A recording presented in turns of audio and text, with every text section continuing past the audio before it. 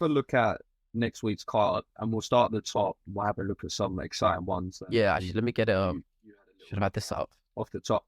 The main fight is super interesting. This is really a litmus test for Ilia Topuria. Oh, yes. Josh What a Emmett. cracker, mate. Where do you think, we know Josh Emmett's skills, and they're not going to look too different in this fight, I don't think. You know he's going to be strong. You know he's going to have that low base. He's going to have explosive entries into his wrestling. He's going to have explosive right hands. And he's going to try and do basically anything to set that right hand up and just detonate that nuclear weapon repetitively. I was very dubious that was going to work at the higher level. And I remember mentioning it at the time, and we saw what happened against Shia the Briggs. I think that was just showing the levels of striking.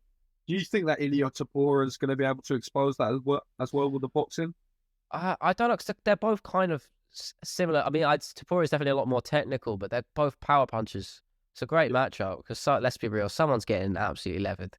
Like, I just don't see another option of neither of those guys getting, there's no way that fight goes to a decision. So I don't know. I wouldn't. It's definitely not a fight I'd bet on. That's for sure. I think I'd favour Topuria, but the risk of either of those guys getting knocked out means it's just I don't know what the pick would be. If I do you know what I mean? You into prediction, what would you say? I'd go Topuria. I'd go Topuria either maybe by TKO or a sub maybe. I think that Josh Emmett's going to have his moments in this fight. I don't know if he's going to be able to get Topuria down, hold him, get any sort of control, because we've seen the caliber of Topuria's wrestling, and then the jiu-jitsu's off the charts as well. So I think that's going to be not beneficial or not advantageous for Josh Emmett to do. I think this is going to be a stand-up kickboxing fight. I don't think we're going to see a ton of kicks out of Josh Emmett. I think we're going to see him just throw that big right hand. And I think he's going to tag probably Topuria, maybe once, maybe twice. He might get him in some hot water. But I think over 5 rounds, Topuria is just going to find those pockets of space where he can extend his combination, opposed to Josh Emmett's 1-2. I think we're going to see Topuria add a 3 and a 4 onto that. He's just got more to him. Yeah, maybe just go into the body. Maybe if Josh Emmett's overextending on that right hand, he capitalizes that. Whether he goes to the body hard on that and then goes up top. We saw him do it against Jai Herbert. Mate, just devastating. Oh my god! I mean, the whole arena went just silent, man. I'm gonna say Ilia Topuria 4th round TKO stop. 4th rounds. But I can really see this fight going any which way. I can even see the Topuria submission, something aggressive. Maybe he's got him tagged, he's getting into the cage, and he just jumps on a neck, a front choke of some description. But yeah, I think Ilia Topuria gets this done, but Josh Emmett's got every. I'm with you there. Still super skilled. Brendan Allen, Bruno Silva. I like this one. You like this? Yeah. You like this matchup? Yeah, it's a decent scrap. I mean, I'm favouring Brendan Allen. I can't lie, but it's if I had to pick a fight that definitely personifies a fight night, it would be that. That's no disrespect to them, but it's a perfect fight night fight. I see it. I see Brendan Allen get some success there. I mean, they're both good guys. They're sort of right in that pocket where, it's just starting to, teeter on, they're being more recognisable. But they need a couple of wins to really get in that conversation. People start talking about them. So I think that's a good opportunity for both of them. The thing with Brendan Allen is he's actually had a stupid level of competition in his years. Yeah. He's so young.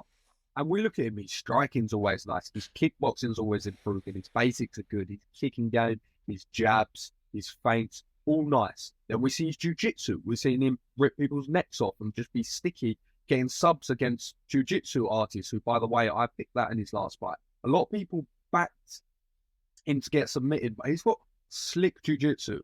And you start looking at that and you think there's not a lot of players at 185 pounds who can do all those things. Yeah, blend it so well.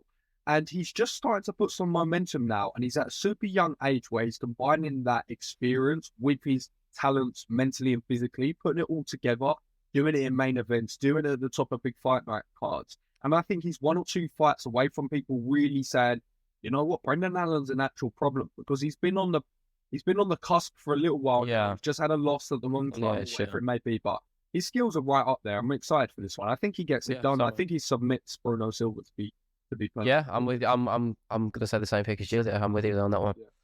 I think a good fight. That a couple of that stick out. Neil Magny, Phil Rose, a scrap. Austin Lane, ex NFL player, junior. Oh, really? Which is obviously, yeah, Austin Lane. He's the second NFL player and the first we don't one. say his name. We don't say his name. No. The other one is active, and it's Zach. Is that Borger? Yeah. Actually, yeah. we got to mention had a good win over. Yes, of course. Yeah, I thought you were gonna say Greg Hardy.